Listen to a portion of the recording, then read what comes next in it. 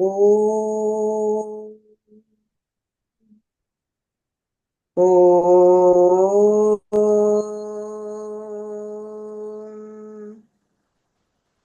Om. Om Shri Ganeshaya Namaha. Om Shri Saraswatyai Namaha. Om Shri Gurubhyo Namaha. Samasta Jana Kalyane Niratang Karunamayam Namami Chinmayan Devam Satgurum Brahma Vidvaram Satgurum Brahma Vidvaram. Yo antah pravishya mama vachamimam prasuptam sanjeevayatyakhila shakti-dharasvadhamna anyauscha hasta-charana-shravanatvagaadin pranan namo bhagavate purushaya tubhyam pranan namo bhagavate purushaya tubhyam samacharana sarojam sandra-neelambudabham Jaghana-nihita-panim Mandanam-mandananam Taruna-tulasi-malam Kandharan-kanjanetram Sadayadhavalahasam Vitthalan-chintayami Vitthalan-chintayami.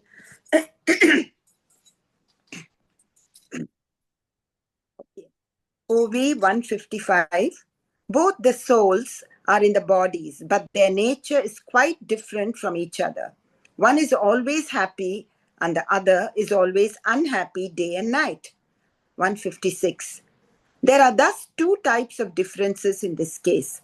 One is the difference between the soul and the God, while the other difference is between two souls, which is the definite bondage of one and the freedom of the other. 157.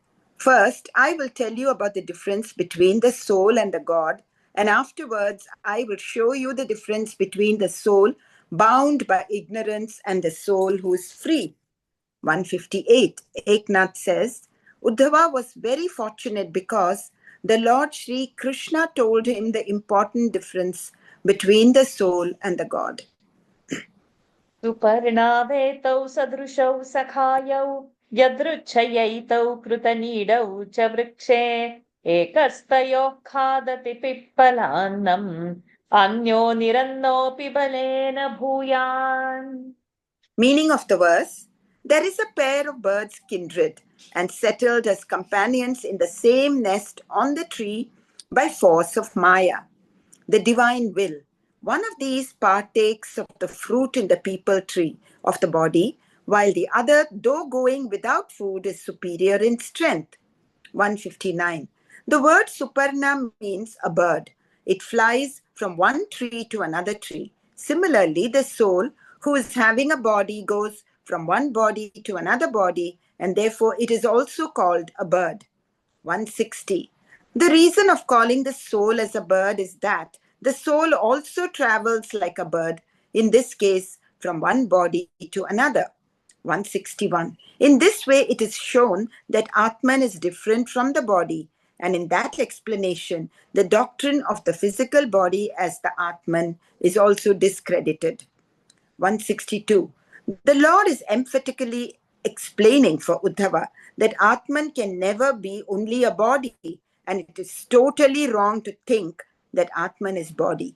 163. There are crores of births and deaths in that concept of Atman as body, and because Shiva thinks that he is Jiva attached to it and bound by the limitations of the body, there is the all complexity of hell and heaven. 164.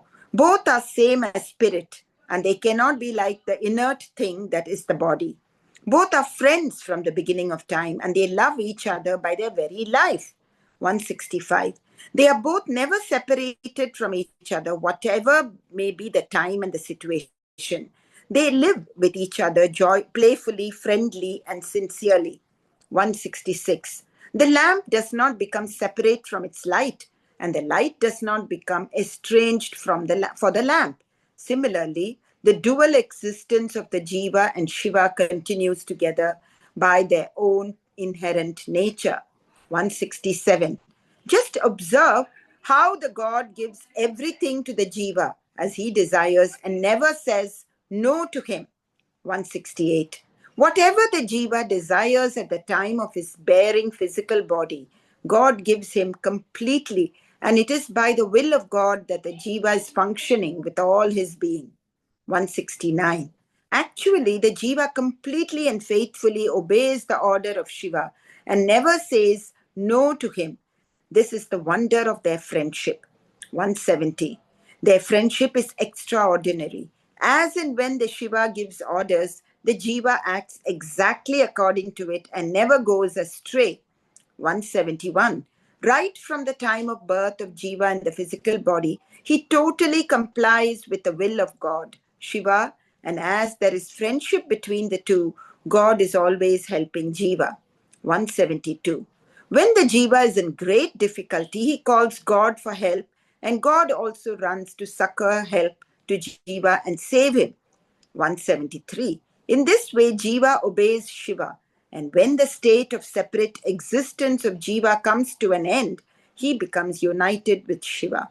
Shiva also remains a Shiva only for the sake of Jiva. Otherwise, there is no such being as Shiva at all. 174. So, this is the nature of their friendship. How can words describe it? Uddhava, I am the only one who understands the kindness and purity of their friendship. 175. Thus the Lord proved that Jiva is under the control of Shiva, and at the same time he disproved the doctrine of atheism. 176. By disproving atheism, he also discarded the belief of people that there is no God. Those who are of opinion that karma is the main factor do not believe in God. 177. They say that consciousness is one quality or attribute of God and not actually the spirit. The Lord discarded that opinion and established that God is nothing but pure spirit, pure consciousness. 178. O Uddhava, when there is thinking of various kinds on various subjects, it is called chitta. And when there is silence and stillness beyond thinking, it is called pure chaitanya or pure energy or spirit. 179. Some people do not give importance on proper and right conduct or morality and say that God bestows freedom. This is the opinion of a devotee who does not believe in righteous behavior. The Lord also proved the importance of knowledge and then discarded that also. 180. The god Narayana does not liberate the man who wears garlands and other symbols of the cults and hypocritically dresses like a saint, but blames the real saints and himself commits sins. 181. The Lord said further, I am the innermost principle who knows everything going on in the mind of men. How can I be subjected to unreligious behavior by clever but empty arguments? 182. I am really the very image of knowledge. I am witness to all. I know everything. How can I bestow liberation unscrupulously to anybody? Never. 183. One who shows off by false dresses, etc., that he is a saint and a devotee, but freely misbehaves is called a hypocrite. The God never emancipates him. 184. The words sadrishav and sakhayav mean respectively similar and friends. Using the meaning of these words, the Lord has disproved the doctrine of non-believers. 185. The Lord Krishna has taken good advantage of these two words to defeat arguments of other systems of philosophy and to establish the main theory. 186. Both the birds together built a nest of the tree of this body. Now please listen why this body is called a tree. 187. Here, the womb of the mother is the trough. The semen of the father is the seed. The conception is the sowing, and the desire is the water in which the seed grows. 188. I am Soham, or Brahman, and the hidden sprout of this sense of being a Brahman is the triple factors of the observer, the thing observed, and the act of observing, which grow in the soil of the three gunas. The sprout has three little leaves of waking, dreaming, and sleeping states. This sprout grows into a big tree of the body. 189. That tree has many branches of arms and legs, and nails and hair on the head, etc., which add to the shape of this tree. 190. That tree has the strong roots of the concept that I am the body, and there are secondary hanging roots of doubts. When they penetrate the soil further, there are very delicate new sprouts. 191. The thick foliage of right action and wrong action grows profusely on this tree, and many branches of flowers of allurement and possessiveness hang on the branches. 192. Large branches of pleasure and pain rise very high, and they bear fruit by the weight of which some of the branches bend down to earth. 193. In this tree of the body, Jiva and Shiva have built a nest in the very secret place of the heart. 194. In that nest, Jiva and Paramatma live. If you will say that when one accepts that both the birds reside in the body, then the body must be real. But the Lord discards that argument. 195. The Lord says, the shadow of a man is unreal. It cannot be cut or broken. Similarly, my Maya, the divine power, is inscrutable. It builds the nest by her own will. 196.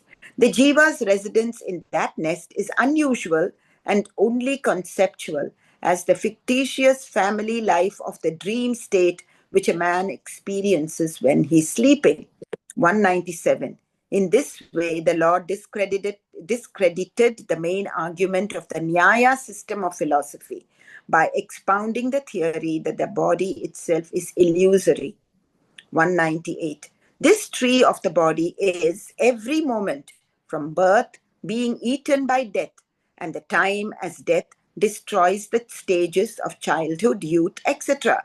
199.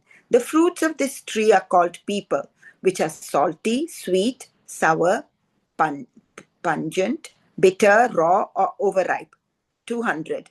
One of the birds, which is called Jiva, is the one who suffers from the bitter fruits, the result of good or bad actions. 201. The fruits are not enough to satisfy the hunger. These fruits are not properly digested, and the Jiva has the vertigo like suffering of the rounds of births and deaths. 202. When one starts eating the fruits, the other indicates to him not to eat, but Jiva, being fond of the fruits, continues to eat them and never listens to the good advice given by the other. 203. Though Jiva eats the fruits day and night, it has no strength, and then the death grasps it in its jaws. 204. He who enjoys the fruits of actions is tied down by death. The second bird does not eat the fruits, and the death fears him and runs away. 205.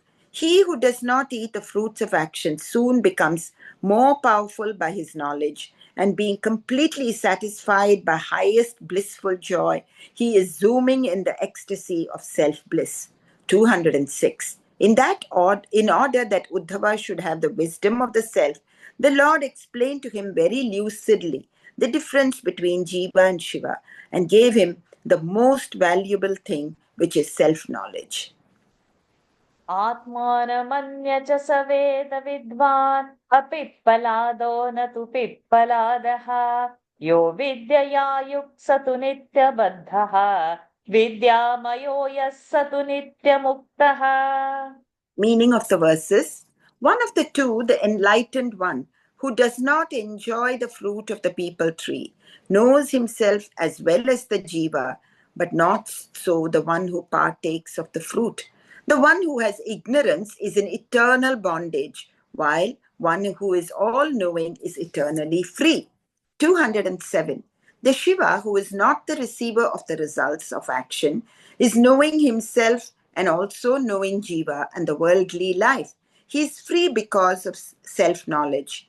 208. Jiva knows the worldly life but does not know the Paramatman, and therefore, being tied down to objects, he suffers many troubles of the worldly life. 209. One who thus partakes of the fruits of the actions, is virtually a blind person, a lame person, and mad. He does not know exactly what he is and becomes fettered in the limits of his body. 210.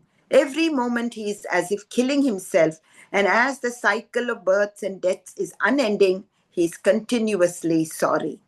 211. This attachment due to ignorance is also true in the case of the wise and intelligent person, because he is mad after perishable things and becomes bound. 212. The more there is attraction of jiva towards worldly objects, the more he is bound. And the more he is aloof from them, he is permanently free. And 213. One who is always free because of his self-knowledge is having the power of that knowledge, and because he is all-pervading and detached, he is called eternally free. 214.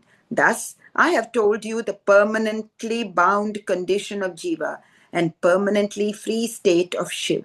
Now, I shall tell you how the Jiva is bound and becomes free. 215. Eknath says, now the Lord Sri Krishna is going to tell Uddhava the signs of persons in bondage and persons in freedom, as also how to recognize them by their characteristics. देहस्थोऽपि न देहस्थः विद्वान् स्वप्नाद् यथोत्थितः अदेहस्थोऽपि देहस्थः कुमति स्वप्नदृग्यथा. Meaning of the verse. A Jivan Mukta is not tied psychologically to the body. Though he lives in the body, just as one who is awakened from a dream remembers the dream body, though now free from the dream. A man of perverted intellect remains identified with his body, though not confined within it. Just as one who is actually seeing a dream is identified with his dream, only though not physically present in the dream body. 216. Eknath says, in the next 3 verses, the Lord will tell you about the mixed signs of the embodied men in freedom.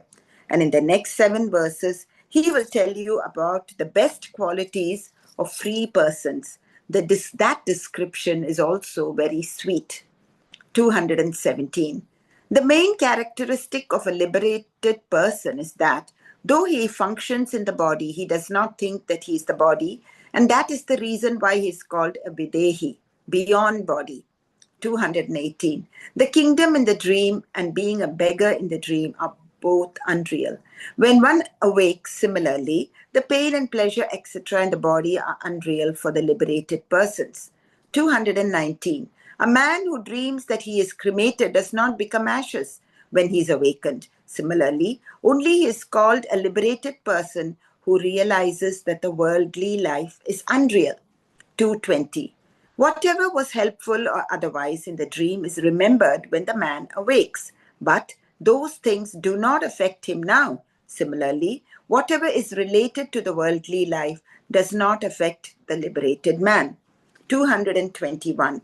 Now, listen to the condition of the man in bondage. In fact, he is actually beyond the body, but by perverted intellect, he conceives that he is only the body, and therefore, by identification with that body, he suffers. 222. A man looks at his reflection in the water and is afraid with the notion that he is drowned and begins to cry out and call people, oh, I am sinking, please help me, help me. You will earn great merit. 223. A man in dreams sustains the severe cuts by sword, and when he is awakened cries out, I am not going to survive from these wounds. This illusion is the sign of his being in bondage. 224.